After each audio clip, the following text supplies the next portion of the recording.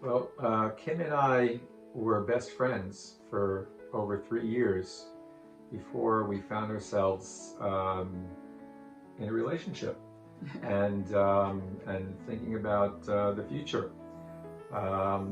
We always felt that it was a great way to start a good relationship. It worked. We had a lot of the same values, and we felt the same way about raising children and family. We actually met working with children at a Jewish community center, working a couple of trips, doing some work in the Jewish community center together. That connection was there at the beginning, and now we went on a walk on Shabbos, and we're talking about children and strategies for teaching, and just enjoying the moments of their experiences, and really love that aspect of our lives. So how did we come to be foster parents and have so many children live with us? It didn't start out that we were going to take in 20 children or more. It was that I was a Baal Tshuva, and I learned about the Holocaust actually in college. I took 2 semesters on the Holocaust, and at the end of the second class, the teacher said, and don't think that it's never going to happen again. It's happening right now in Cambodia. So when Jeff and I got married, we spoke about taking in a Cambodian child, and we started the process by writing several letters and just getting the ball rolling. And I was then pregnant with my first child, Ricky, when we received a letter explaining that the borders of Cambodia had just been closed, and the only way that we could get a child is if we went in and smuggled the child out, which was a completely humbling experience, because I wasn't willing, and Jeff wasn't willing, or we weren't willing to risk our unborn child to save this child from another country. At that point, I thought, well, there's a real crisis right here, all around us. There are children who need homes, children in foster care. And I know that Kim was hesitant because it could be a temporary relationship, and just imagine starting and bonding in that relationship and then having to break that relationship. But I, expressed that the child, whether they're with us long-term or short-term, will be able to draw from that strength of having that stability in a loving home. So we signed up. We took the 6 months of courses. We thought we were getting a border baby, and we thought that's what we were getting. And then we get a call. They said 4-year-old, but she was 3 for us, and they brought Shaniqua to us. Ricky was 13 months old. She suddenly got a big sister. And we had Shaniqua. We didn't know how long we would have Shaniqua. It was a long process. She was 10 before she was freed for adoption. By then we had Bram and Mifa, and had begun to take other children as well. We live in a nice-sized semi-attached home, and the house we were attached to, there was a boy being raised by his grandparents. And his grandparents would lock the doors during the day because they were afraid he'd do something in the house, so he spent the days with us. And he was friends with our kids anyway, or especially our older son, and it was very easy and natural to do.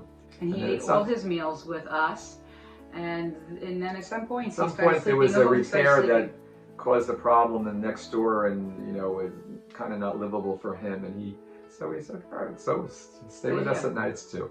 And that was how and Rashad, I don't think we ever or rarely had a difficult moment with Rashad. And then there would be rabbis would call and say, there's a mother who got sick, she's in the hospital, she has 6 children, what can you do? What can you do? And or there was somebody who had quintuplets, and the school asked us to lend a hand, and there were children in the neighborhood who, at the time, we were living purposely in a very mixed neighborhood. We felt we had a dichromatic family, and we needed to live in a neighborhood that reflected who we were.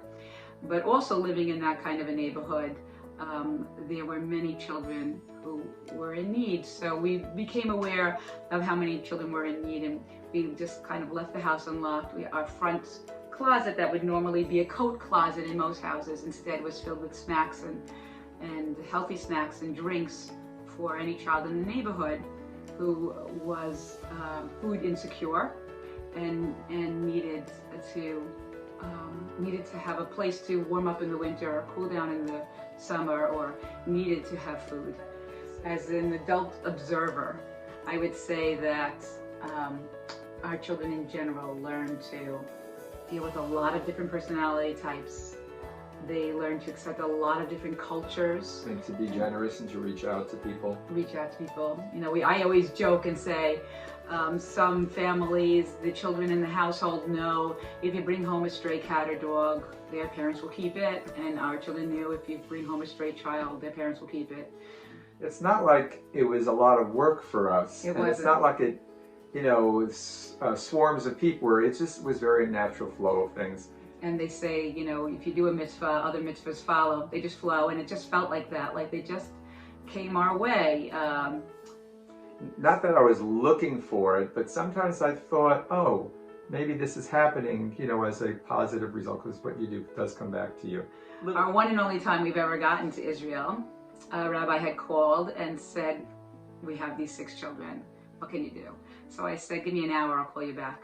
Called the rabbi back, we told him the arrangements, and he said, I have one more thing, and I hate to even ask you this, but the father really wants to spend Shabbos with the children, but he's not capable of doing that. What can you do? And I said, all right, so we'll have the children for Shabbos. It's fine. We'll have the father for Shabbos. So they all come, and after lunch, Jeff goes to take a nap, a Shabbos nap. Jeff needs a Shabbos nap. He worked a lot of jobs to support my habit of taking in other people's children. And the father said, well, now I like to learn Gemara. And I went, I'm sorry, my husband needs to take a nap right now. And he said, that's okay, I'll learn Gemara with you. I was like, me? I've never learned a blot of Gemara in my life. And he said, it's okay, just sit like a sounding board. You'll sit across from me. I'll read it in Aramaic. I'll explain it in English. I'll tell you what, you know, every rabbi said. And it went on like this. And he taught me this blot of Gemara. And 2 years go by, you know, lesson plans and homework and laundry and dinners and everything. You don't even think about it. Other children come and go. And the Board of Jewish Education is offering a trip to Israel for teachers. I think it was $125 a ticket, right? That was it. So at the third interview, finally, they put us all in this large room with a U-shaped table, and they say, to make our final decision, we're all going to learn a blot of Gemara. And they hand out this blot of Gemara, and it was the one that man had taught me 2 years earlier. I remembered all of it then.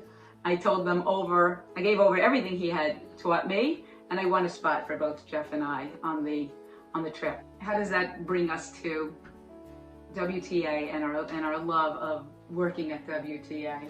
Jeff first worked at WTA and was coming home regularly talking about how incredible the school was and how supportive everyone was, how collaborative everyone was, and I had no idea how much I was going to love it when I got there, and it was just such an incredible and you know, we're able to be ourselves. Everything we've done over all these years and everything we've, you know, brought to working with children and philosophically, it just really fits.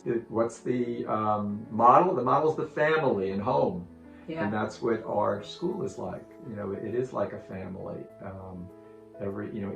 Certainly, you know, from the principal on down, from the head of school on down, you know, there is such a love for children, and the way we listen to children and talk to children and playfully interact with them and care about their education, and that process be fun, that it be meaningful, that it be connected to their interests, and that it be, the standards be very high as well.